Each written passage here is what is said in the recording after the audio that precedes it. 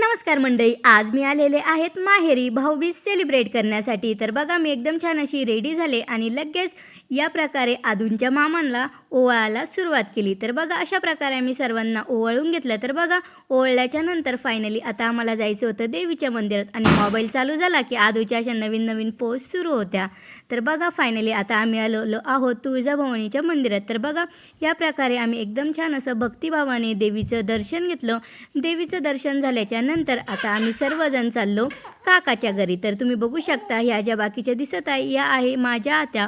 पूर्ण मला 15 आत्या आहेत, काही येऊन गेल्या, काही येणं बाकी होत्या आणि ज्या आलेल्या होत्या या सर्व एकत्र आलेल्या होत्या। तर आता आम्हाला जायचं होतं विठ्ठल रुक्माईच्या मंदिरात। तर बघा हे आहे इथलं विठ्ठल रुक्माईचं मंदिर। तर बघा सर्वजण आम्ही विठ्ठल रुक्माईच्या मंदिरात चाललेलो आहोत। तर बघा इथे एकदम छान असे आम्ही दर्शन वगैरे घेतले।